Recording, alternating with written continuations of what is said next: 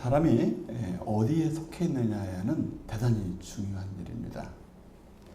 100년 전에 프랑스에서 한 책이 발간되었어요. 앤 꼬레라고 하는 책이 발간되었습니다.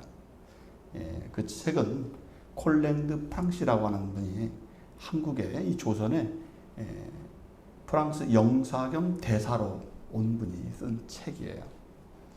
이분이 조선에 이 영사로 와서 궁중에서 잔치를 베풀어줬는데 한 조선의 무희를 보고 사랑에 빠지게 되었어요. 프랑스 대사가, 프랑스 영사가 조선의 무희는 사실 노비 신분이에요. 그런데 이 노비 신분의 이 리진이라는 여인을 사랑해서 그 여인과 결혼을 하고 프랑스로 돌아가게 되었습니다. 1893년도 5월 4일 이 노비였던 이 무희 이진이라는 사람은 이제 프랑스 대사와 함께 40일간 배를 타고 프랑스로 가게 되었어요. 한국인 최초로 프랑스에 건너간 노비 신분의 여자였어요. 이 이진이라는 분은 이제 매일 프랑스어를 배우게 되는 거예요. 남편이 개인 지도를 교사를 붙여줘서 불어를 배우고 피아노를 배우고 현대적인 삶을 살아가는 거예요. 그곳에서 이 여인이 감명 깊게 받았던 책이 바로 성경책이에요. 성경을 보게 됐습니다. 그곳에서. 기독교를 알게 됐어요. 그래서 파리에 있는 와방전이라는 교회가 있었는데 이 교회는 아시아의 선교사를 파송하는 그런 교회에 가게 되었습니다. 그런 성경을 읽으면서 야, 여자도 인격적인 존재구나. 내가 조선에서는 노비였지만 이 프랑스에 와보니 노비라는 것이 없는 거예요. 인권이 있고 자유가 있고 평등이 있고 서로를 존중하는 그런 사회에서 기독교적인 문화 속에 있는 걸 보고 이 여인은 깜짝 놀라게 되었어요. 아, 내가 살고 있던 그곳이 신문제도의 노비로 있던 것이 그게 나의 본질이 아니었다는 걸 깨닫게 됩니다. 그런데 그 남편 프랑스가 다시 공사의 직책을 맡고 조선으로 또 돌아오게 돼요. 1907년도 이 조선에 그 남편이 다시 돌아옵니다. 그 아내 리진과 함께 돌아오게 돼요. 그런데 이 조선에 돌아오니까 저 사람은 한국의 궁중에서 춤추던 무희가 아니야 노비잖아. 그러면서 조선시대의 관노비는요 국가의 소유물이에요. 사람이 아니에요. 대사의 아내였지만 이 여인을 끌고 가서 다시 노비로 만들었어요. 조선 최초로 서양의 문물을 접했던 근대 여성이었습니다. 성경을 알았고 자신이 이제 하나님 앞에 소중한 존재라는 걸 깨달았어요. 그런데 조선의 나라로 다시 들어왔더니 자기 신분이 뭘로 변해버렸어요? 노비로 변해버렸어요. 그리고 이 여인은 노비로서 생을 나가라. 저는 이 역사적인 사실을 들으면서 그 여인이 프랑스에만 있었다면 자유로운 여인으로 하나님을 알고 살았을 것인데 다시 조선에 왔더니 그 여인을 뭘로 취급했다고요? 노비로 취급했어요. 내가 어디에 속해 있느냐, 내가 어디에 머물러 있느냐에 따라서 나의 신분이 달라져 버린다는 것입니다. 인간이 만든 전통과 관습과 인간의 신분 제도 속에 눌러 있었더니 인간의 삶을 억누르고 생존권까지 빼앗고 인격권까지 빼앗아 버리더라는 거예요. 인간이 만든 제도는 그래요.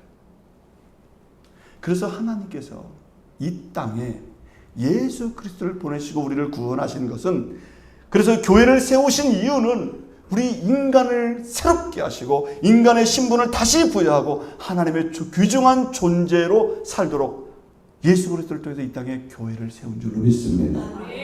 교회는 인간을 하나님의 백성으로 살게 하는 곳이에요. 교회는 하나님의 자녀가 권리를 누리고 살아갈 수 있는 터전이 바로 교회인 줄로 믿습니다. 교회는 자유와 평등과 생명권이 있음을 알리는 하나님의 집인 거예요. 그것을 우리는 기도하며 하나님의 뜻을 발견하고 살아가는 귀한 존재로 살아가는 줄로 믿습니다. 그래서 인간이 이 땅에서 하나님의 백성으로 살아갈 길을 하나님의 교회에서 제시를 하는 거예요.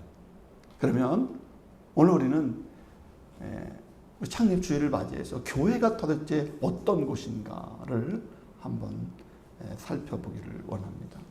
오늘 성경에 보니까 첫 번째로 교회는 진리의 기둥이라고 말씀하고 있어요. 진리의 기둥과 터이니라 이렇게 써요. 이 교회는 진리의 기둥인 것입니다. 여러분 집을 지을 때 제일 중요한 것은 기둥이에요.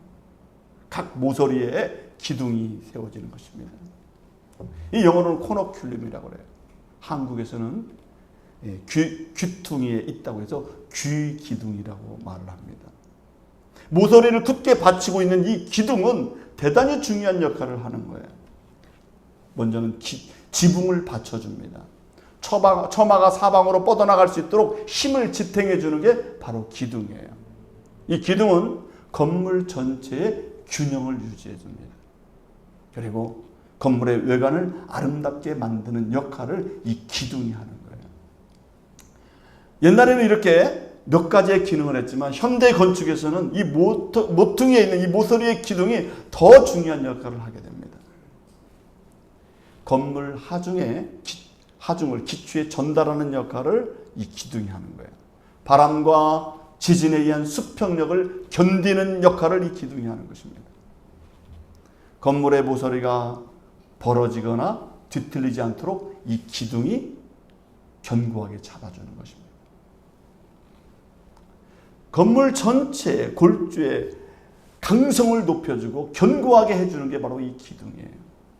그래서 기둥이 하는 역할은 그 지부에서 가장 중심부적인 역할을 하는 것입니다. 이 기둥이 무너지면 건물을 아무리 아름답게 지어놨다 해도, 그 건물이 아무리 멋있다 해도, 그 집을 값비싼 재료로 그 건물을 치장해서 만들었다 해도 기둥이 부실하면 모든 것은 다 망가져 버리는 거예요. 무너져 버립니다. 쓰러져 버립니다. 기둥이 부실하면 안 돼요.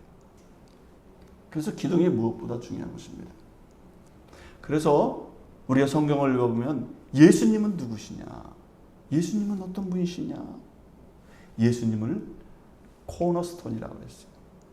마태복음 21장 42절에서 이렇게 말씀했습니다. 예수께서 이르시되 너희가 성경의 건축자들이 버린 돌이 모퉁이의 머릿돌이 되었으니 그랬어요. 예수님이 모퉁이의 머릿돌이 되었다. 기둥을 받치는 돌이 되었다. 그런 얘기. 예수님은 이 땅에서 모퉁이의 머릿돌이 되셨습니다. 세상의 모든 진리를 떠받치는 기둥과 같은 역할을 예수님께서 하시는 거예요. 영적인 기둥, 진리의 기둥. 그분이 누구시냐? 바로 하나님의 아들 예수 그리스도시라는 거예요. 그러면 예수님은 어떤 진리의 기둥이 되셨나요? 첫 번째로는 영원한 생명의 삶을 위한 기둥이 되셨다는 것입니다. 예수님이 세우신 기둥은요, 생명의 기둥인 것입니다. 잠시 있다가 없어지거나 녹이 나서 파손되거나 썩어져서 부서지는 그런 기둥이 아니에요.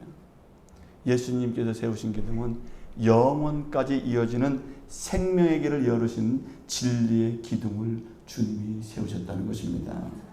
누구든지 예수 안에 있을 때 구원을 받고 예수로 인해서 사망에서 생명으로 옮겨진 진리 안의 삶을 살게 되는 것입니다. 예수 안에 있으면 더 이상 죄악 가운데 몰락의 그늘에 있는 것이 아니라 생명의 삶으로 이어지는 삶을 살도록 예수님께서 그 생명의 기둥이 되셨다는 거예요. 여러분, 그동안 인간은 세상에서 배운 초등학문과 거짓 교훈으로 인생을 갈팡질팡 어떤 것이 진리인지 모르면서 인간은 혼돈 속에서 살게 되었습니다. 도대체 인생을 살긴 살아봤지만 도대체 뭐가 옳은 거야? 어떻게 사는 게 맞는 거야? 나이를 먹어도 잘 알 수가 없어요. 그냥 사는 거예요. 인생을 그냥 사는 거예요. 비가 오면 그냥 비를 맞고 혹독한 시련과 또 배반과 위기 속에 그대로 노출되어서 우리 마음은 언제든지 상처받고 언제든지 위기를 만날 수 있는 그런 인간으로 살 수밖에 없어요. 진리를 알지 못하면 보호막이 없는 삶이 되어서 영적으로 정신적으로 피폐한 삶이 될 수밖에 없는 것입니다. 진리가 없으면요, 우리는 혼란 속에서 살 수밖에 없는 존재가 되고 말아요.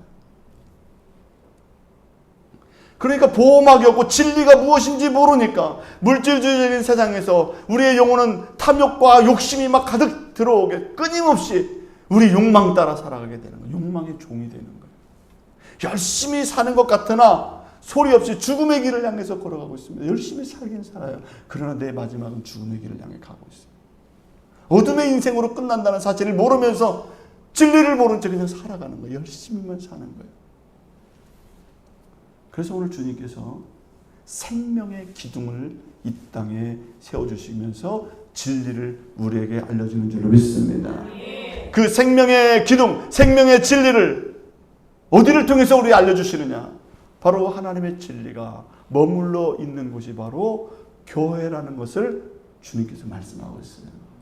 마태복음 16장 16절에서 주님은 베드로에게 이렇게 말씀하셨어요. 내가 이 반석 위에 교회를 세우리니 음부의 권세가 이기지 못하리라. 내가 이 반석에 교회를 세우리니 음부의 권세가, 지옥의 권세가, 세상의 권세가 하나님의 진리를 이기지 못하리라. 그런 얘기예요. 예수 그리스도의 진리가 머무는 곳이 어디가 되어야 할까요? 바로 교회인 줄로 믿습니다. 진리가 머무는 곳이 바로 예수님이 주인된 바로 하나님의 집인 것입니다. 반대로 진리가 없으면 그것은 교회가 아니에요. 아무리 교회를 멋지게 지어놔도 진리가 없으면 교회가 아닌 것입니다. 진리의 기둥이, 하나님의 말씀이 있어야 그게 교회인 것입니다. 교회는 인간이 주인이 아니라 하나님의 아들 예수님이 주인 되신 것입니다. 그래서 교회는 오직 살아계신 하나님의 진리의 말씀이 중심이 되어야 되고, 그 진리가 늘 교회 안에 하나님의 말씀이 든든히 서 있어야 되는 것입니다. 그래서 오늘 성경은 디모데에게 분명히 가르쳐주고 있습니다. 교회는 진리의 기둥과 터이니라. 사랑하는 성도 여러분, 그러기 위해서 개개인은 진리의 기둥 위에 세워져야 될 줄로 믿습니다. 예수님은 성령을 통해서 우리 마음속에 찾아오십니다. 성령님이 우리에게 찾아오셔서 무엇을 하십니까? 진리를 깨닫고 생각나도록 하시는 거예요. 성령님은 끊임없이 나로 하여금 하나님의 진리의 말씀을 생각나게 하시는 줄 믿습니다. 진리로 나를 보호해 주시는 거예요. 진리의 말씀으로 나를 영원한 생명의 삶으로 이끌어 가시는 것입니다. 진리 안에서 우리를 하나님의 존귀한 자녀로 살게 하시는 거예요. 요한복음 15장 26절에서 이렇게 말씀했어요. 진리의 성령이 오시면 그가 너희를 모든 진리 가운데로 인도하시리니. 성령은 어디로 인도한다고요? 우리를 진리로 인도하신다. 예수님의 삶으로 인도하신다. 성령이 우리에게 함께하면 우리는 진리 가운데 인도함을 받게 된다는 것입니다. 요한복음 17장 19절에서 말씀했어요. 이는 그들도 진리로 거룩함을 얻게 하려 함이니이다. 여러분들이 거룩하게 될 수 있는 건 어떻게 거룩하게 된다고요? 진리로 거룩하게 된대요. 진리로 거룩하게. 진리가 무엇입니까? 예수님이 말씀하셨어요. 내가 곧 길이요 진리요 생명이니 나로 말미암지 않고는 아버지께로 올 자가 없느니라. 예수님이 진리래야지. 예수님이 진리. 성령도 진리요, 하나님도 진리요, 예수님이 진리예요. 그 주님이 우리를 거룩한 진리로 인도하게 하신다는 것입니다.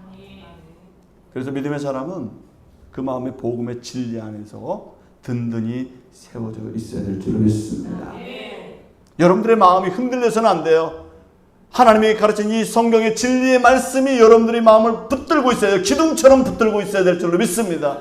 여러분의 모퉁이를 붙들고 있어야 돼요. 무엇이요? 하나님 말씀의 진리가 여러분들을 붙들고 있어야 돼요. 비바람이 몰아치고 눈보라가 치고 시련이 와고 환란이 와고 내 마음이 쓰러지고 낙심하고 수많은 시련이 와도 여러분 안에 진리를 붙들고 있으면, 이 기둥이 든든히 서 있으면 여러분은 쓰러지지 않게 될 줄 믿습니다. 여러분 슬퍼할 수 있는 일이 있을 수는 있어요. 그러나 그 슬픔이 변하여 나중에 웃게 될 줄로 믿습니다. 진리의 기둥이 그대로 있는 한 여러분은 절대로 쓰러지지 않을 줄로 믿습니다. 진리의 기둥이 여러분들을 영원한 생명에까지 이끄는 귀한 역사가 있음을 하나님은 말씀하고 있는 것입니다. 예전에 일본의 쓰나미가 막 엄청나게 일본 동부 해안을 강타했습니다. 모든 것이 다 쓰러지고 무너졌어요. 그런데 넘어지지 않는 건물들이 있었어요. 나무로 된 대부분의 가옥들은 다 떠내려가고 다 부서지고 다 무너집니다. 그런데 기둥이 단단하고 견고한 건물들은 전무후무한 그 쓰나미에서도 버티고 서 있는 거예요. 기둥의 중요성은 평소에는 잘 모릅니다. 누가 기둥 보고 사나요? 교회 와서 기둥 본 사람 있어요? 야, 기둥 중요해. 저거 기둥 무너지면 큰일 나. 한 사람 있어요? 네, 기둥 보는 사람 없어요. 평상시에는 몰라요. 그러나 위기가 닥치고 인생의 극심한 환난과 죽음에 직면했을 때, 모든 것이 무너질 때 우리는 무엇을 바라보냐면 기둥을 바라봐요. 저 기둥이 튼튼한가. 지난번 서울에서도 기둥을 잘못 세워가지고 다 무너졌대요. 기둥이 그 위기 때는 그게 기둥을 바라보게 되는 것입니다. 저게 제대로 서 있느냐?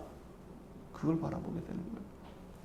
사랑하는 성도 여러분, 여러분들이 이 땅을 살아갈 때 수많은 중요한 것들이 있지만 여러분들을 진정으로 살리는 것은 진리의 기둥이 여러분들을 살린다는 사실을 믿으시기 바랍니다. 예수님은 교회의 머리라고 성경에서는 말씀하고 있어요. 진리가 있는 이 교회의 머리가 누구냐? 바로 예수님이시라는 거예요.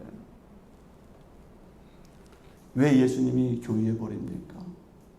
사실 그렇게 예수님을 어떻게 얘기했어야 돼요? 아, 이 유대 나라가 예수님이 머리다. 저 관공사가 다 예수님의 머리다. 이렇게 얘기하는데 성경에서는 교회의 머리는 예수님이다. 이렇게 말씀했어요. 교회의 머리가 예수님이래요. 왜 교회의 머리라고 하셨을까요?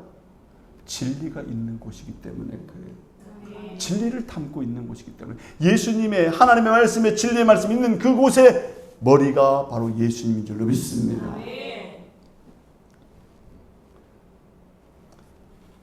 하나님의 진리가 머문 곳이 바로 세상에서 가장 중요한 것입니다. 여러분 안에, 여러분의 마음에 진리가 머물고 있다면 여러분들은 세상에서 제일 중요한 사람이에요. 누가 볼 때요? 하나님 볼 때. 여러분의 마음속에 하나님의 진리를 담고 있다면 하나님은 여러분들을 바라보고 계십니다. 왜요?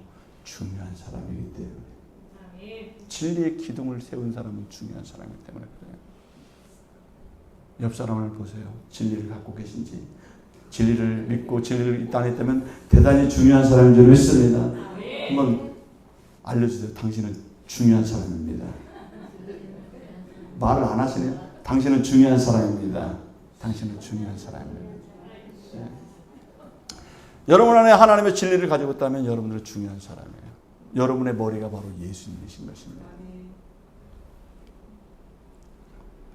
오늘 우리 교회도 진리가 머물러 있는 하나님의 기둥과 같은 역할을 감당하는 교회가 될 수 있도록 함께 기도할 수 있기를 주의 이름으로 바랍니다. 두 번째, 교회는 진리가 자라는 터라고 하는 것입니다. 터. 이 터라고 하는 것은 헬라어로 받침대라고 하는 의미를 가지고 있어요. 좌석, 안정된 위치라고 하는 의미인 것입니다. 교회는 진리를 잘 보존하고 지키는 안정된 곳이 되어야 되는 거예요. 교회는 진리를 잘 지켜야 되는 것입니다. 말씀을 보존하고 다음 세대의 말씀을 전달하고 신앙을 계승하고 진리가 왜곡으로부터 보호해야 될 역할을 어디서 해야 된다고요? 교회에서는 해야 되는 것입니다. 예수님은 은혜와 진리가 충만했다고 말씀하고 있습니다. 사실 예수님이 진리의 터예요. 예수님의 기초예요. 그래서 여러분들의 마음속에 예수님을 믿는다면 예수님의 기초 안에 있는 사람인 거예요. 이 생명력을 가지고 이곳에서부터 생명력을 갖고 움직이고 진리가 세상을 향해서 번져 나가야 되는 것입니다. 예수님의 진리는 지금 2000년 동안 세상을 변화시키고 세상을 움직여 왔어요. 예수님의 복음의 진리는 사라지지 않고 지금도 유효하고 있습니다. 여러분, 고속도로를 가다 보면은 커다란 산을 막 반쪽 쪼개가지고 고속도로를 탁 내놓은 것을 볼 수가 있어요. 그럼 보셨나요? 안 다녀보셨어요? 산을 반절 쪼개가지고 고속도로가 쫙 나 있어요.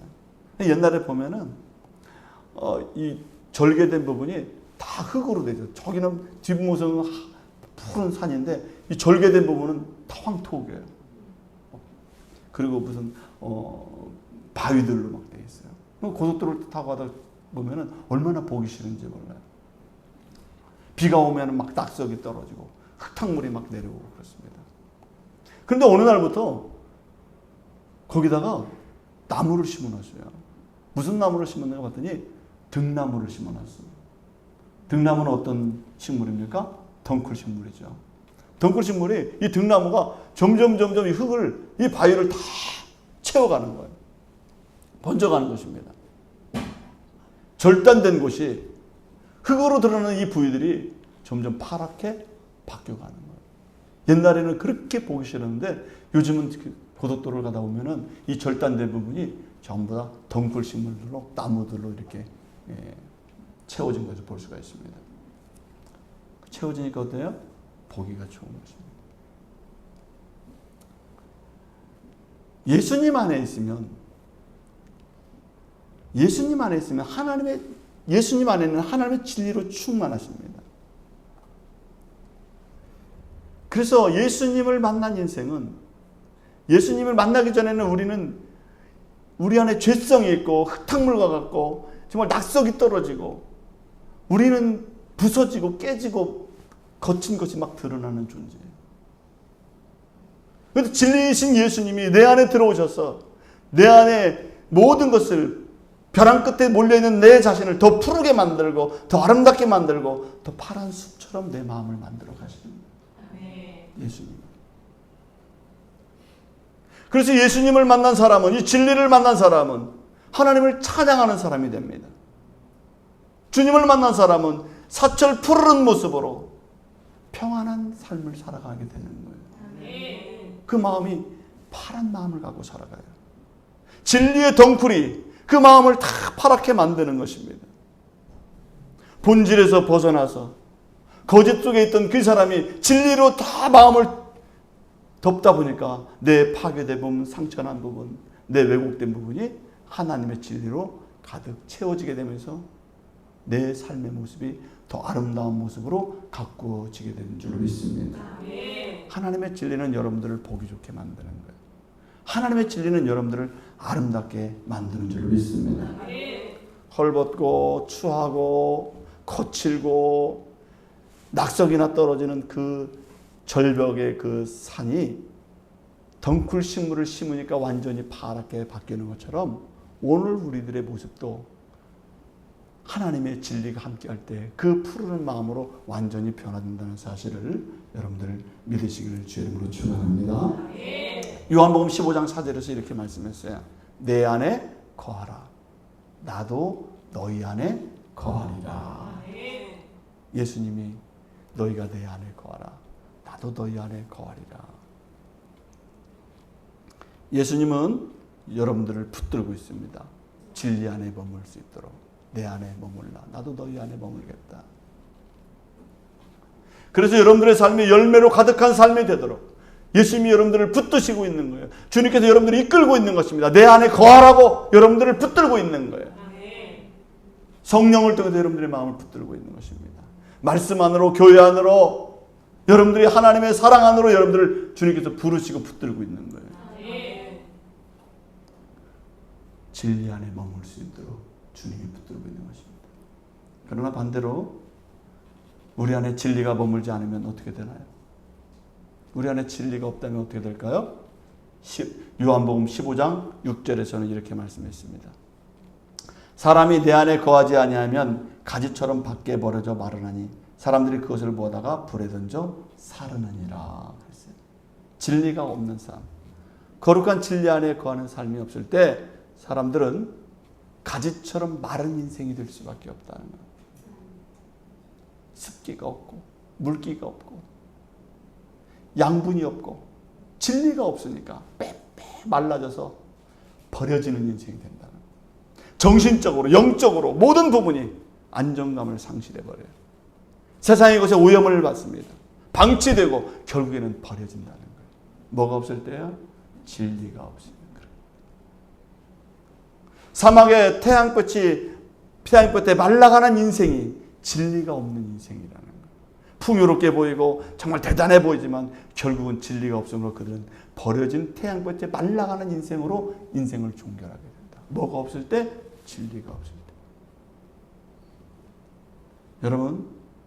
여러분들은 하나님의 진리 안에 머무는 하나님의 양분과 습기와 초록빛이 풍성한 아름다운 믿음의 사람들인 줄로 믿습니다.